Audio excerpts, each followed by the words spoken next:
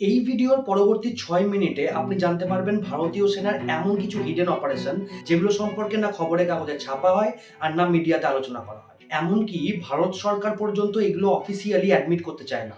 আর এই ভিডিওটাই যদি আপনি শেষ পর্যন্ত দেখেন তাহলে আপনি এটা জানতে পারবেন যে এই ৩টে অপারেশনের মধ্যে একটা এমন সেনা অপারেশন আছে যার ফলপ্রসূত আমাদের তখনকার প্রধানমন্ত্রী রাজীব গান্ধীকে মৃত্যুবরণ করতে হয়। হ্যাঁ, এই অপারেশন কতটা সফল ছিল আর কতটা বিফল ছিল সেই নিয়ে বিতর্ক আছে, কিন্তু এই অপারেশনের ফলাফলটা ছিল খুব ভয়ঙ্কর। ১৯৯১ সালের মে মাসে একটি জনসভাতে রাজীব গান্ধীকে মৃত্যুবরণ করতে হয় আর সেই ঘটনা আমরা সবাই জানি। কিন্তু কেন? এর পরবর্তীকালে অনেক সরকার বদলেছে, পার্লামেন্ট পাল্টেছে, কিন্তু ইতিহাসের পাতায় এই সমস্ত অপারেশন সম্পর্কে কিচ্ছুটি নেই। এমন কি গোপনীয়তা আছে বা এমন কি কারণ আছে বা এমন কি ঘটনা ঘটেছিল যার জন্য এইগুলোকে সর্বসমক্ষে রাখা হয় না? চলুন আজকে এই ভিডিওতে আমরা জানবো এমন ৩টি অপারেশন সম্পর্কে যা আমাদেরকে কখনো বলা হয় না। তাহলে চলুন ভিডিওটা শুরু করা যাক। আমি সৈকত আর আপনাদের সবাইকে স্বাগত স্পিকি পায়ের একটি নতুন ভিডিও, অপারেশন ক্যাকটাস। ১৯৮৮ সালের ৩রা নভেম্বর মালদ্বীপে এক ধরনের সেনা অভ্যুত্থান হয় আর এই বিদ্রোহীরা সেখানকার প্রেসিডেন্ট মামুন আব্দুল গায়ুমকে বন্দি করে ফেলে। আর এরপরেই মালদ্বীপ প্রশাসন আন্তর্জাতিক সাহায্যের জন্য আর্জি জানায়। ভারত সরকার তৎক্ষণাৎ অ্যাকশন নেয় এবং লঞ্চ করে অপারেশন ক্যাকটাস। ভারতীয় প্যারাট্রুপার্সরা ত্রিচি থেকে মাত্র ১৬ ঘন্টার মধ্যে মালদ্বীপ পৌঁছে যায় এবং সেখান থেকে বিদ্রোহীদের দমন করে সফলভাবে এই রাষ্ট্রপতিকে নিরাপদ স্থানে নিয়ে আসে। এইটা ছিল একটা আন্তর্জাতিক রেস্কিউ অপারেশন যা ঘটেছিল খুব নিখুঁতভাবে এবং খুব সন্তর্পণে। অপারেশন রক্ষক। আমরা সবাই জানি ৯০-এর দশকে কাশ্মীরে প্রচুর পরিমাণে টেররিস্ট অ্যাক্টিভিটি বেড়ে যায় এবং এই টেররিস্ট অ্যাক্টিভিটি কমানোর জন্য বা প্রতিহত করার জন্য বা এদের বিরুদ্ধে লড়ার জন্যই ভারত সরকার এক ধরনের অপারেশন লঞ্চ করে যার নাম অপারেশন রক্ষক। এই মিশনের নির্দিষ্ট কোনো তারিখ ছিল না এবং এটি কোনো একক যুদ্ধও নয়, এটা বহু দিন ধরে চলা একটি নিঃশব্দ যুদ্ধ। এই অপারেশনের প্রধানত ৩টি কারণ ছিল। ১. গোপন এজেন্ট তৈরি করা, ২. আন্ডারকভার অপারেশন এবং ৩ নম্বর হচ্ছে হাই ভ্যালু টার্গেটকে অ্যাসাসিনেট করা। এই সব কিছুই খুব ভালোভাবে করা হয় এবং খুব নিখুঁতভাবে সম্পন্ন করা হয়, কিন্তু ভারত সরকার কখনোই এই সম্পর্কে খুব একটা তথ্য আমাদের সাধারণ মানুষদেরকে জানায় না। কাশ্মীরের সাধারণ মানুষের সাথে বন্ধুত্ব বজায় রেখেই এই অপারেশনকে চালিয়ে যাওয়া বা এই অপারেশনকে সফলভাবে সম্পন্ন করা সত্যি খুব অসাধারণ একটা মিশন। আর এইবার আমরা কথা বলবো সেই অপারেশন নিয়ে যার জন্য ভারতবর্ষকে এবং ভারতবাসীকে একটা বেশ বড় মূল্য চোকাতে হয়েছিল। অপারেশন পাওয়ান, ইন্ডিয়ার সবথেকে কন্ট্রোভার্সিয়াল অপারেশনের মধ্যে একটা অপারেশন। ১৮৮৭ সাল, শ্রীলঙ্কার মধ্যে তামিলদের গৃহযুদ্ধ চরমে তখন। এলটিটি নামে তখন একটা সংগঠন ছিল তামিলদের, যারা চাইতো যে তামিলদের জন্য আলাদা করে শ্রীলঙ্কার মধ্যে একটা দেশ তৈরি হোক আর সেই দেশের নাম তারা দিতে চেয়েছিল তামিল এলাম। আর এই এলটিটি তখন শ্রীলঙ্কার মধ্যে নিজেদের একটা স্বাধীন রাষ্ট্র প্রায় বানিয়েই ফেলেছে। আর সেই সময় ভারতবর্ষের তরফ থেকেও তামিলদের প্রতি শ্রীলঙ্কার মধ্যে এক ধরনের রাজনৈতিক সমর্থন ছিল, বিশেষত দক্ষিণ ভারতের ভোট ব্যাংকের কারণে।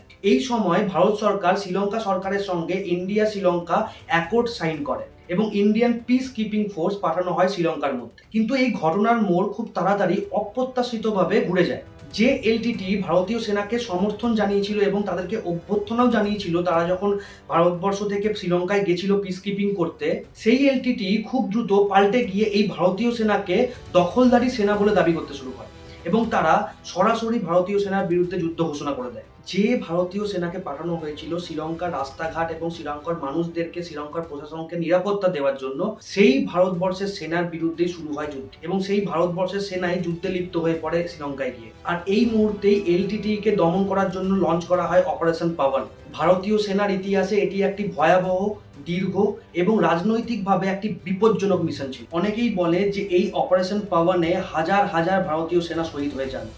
শ্রীলঙ্কার মাটিতে ভারতীয়দের রক্ত ঝরতে শুরু করে, কিন্তু ভারতের মানুষরা এই সম্পর্কে ভালো করে জানেই না। কিন্তু এর পরেই আসে ইতিহাসের সবথেকে ভয়ঙ্কর মোড়। এলটিটির প্রধান প্রভাকর নিজে বলে যে এই অপারেশন পাওয়ানের মূল্য চোকাতে হবে তৎকালীন ভারতবর্ষের প্রধানমন্ত্রী রাজীব গান্ধী। ১৯৯১ সালে তামিলের এক জনসভায় যান রাজীব গান্ধী এবং সেখানেই এক আত্মঘাতী তামিল মহিলা ফুলের মালার মধ্যে বোমা নিয়ে আসেন রাজীব গান্ধীকে নিহত করার জন্য। এবং সেই আত্মঘাতী মহিলা যে মুহূর্তে ফুলের মালা রাজীব গান্ধীকে পরিয়ে দেন এবং দূর থেকে রিমোটের মাধ্যমে বাটন প্রেস করে সেই বোমা ব্লাস্ট করা হয় এবং আমাদের তৎকালীন প্রধানমন্ত্রীকে মৃত্যুবরণ করতে হয়। শুধু তৎকালীন প্রধানমন্ত্রী নয়, সেই সময় সেই আত্মঘাতী মহিলাও মারা গেছিলেন এবং তার আশেপাশের রাজীব গান্ধীর আশেপাশের অনেক মানুষ মারা গেছিলেন। আর এটা খুব ভালোভাবে বোঝা যায় যে রাজীব গান্ধীর মৃত্যুর পিছনে অপারেশন পাবন ছিল। এলটিটি অপারেশন পাবনের এই প্রতিশোধ রাজীব গান্ধীর মৃত্যুর মাধ্যমে নিয়েছিল।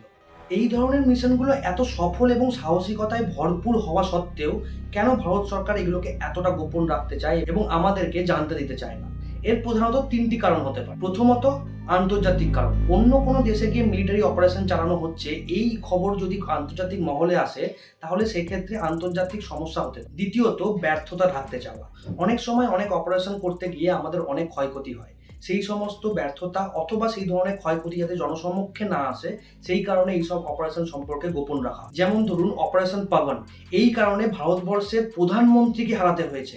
তাই এই অপারেশন সম্পর্কে বেশি তথ্য দিতে গেলে সেটা যদি অনেক প্রশ্নের মুখে পড়ে যায় তাহলে ভারত সরকারের ভাবমূর্তি নষ্ট হওয়ার সম্ভাবনা রয়েছে। আর তৃতীয়ত, ফিউচারের স্ট্র্যাটেজি রক্ষা।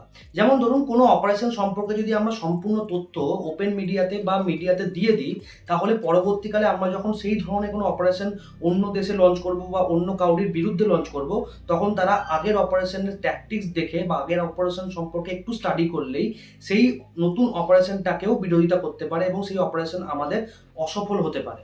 তাই সিকিউরিটির জন্য এবং আমাদের নিজস্ব ইন্টারনাল ম্যাটার্সের জন্য এই ধরনের অপারেশনকে গোপন রাখা। আমি তো মাত্র এই ভিডিওতে 3টে উদাহরণ দিলাম, এইরকম কত উদাহরণ আছে তার ঠিক নেই। আপনারা যদি চান তাহলে অবশ্যই আমি পার্ট 2ও নিয়ে আসবো।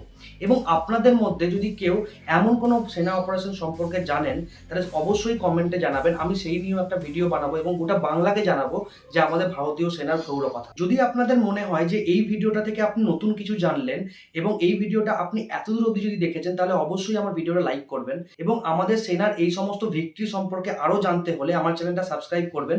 এবং যদি আপনার মনে হয় যে এই সম্পর্কে পরবর্তী এপিসোড আমার আনা দরকার তাহলে অবশ্যই কমেন্টে জানাবেন।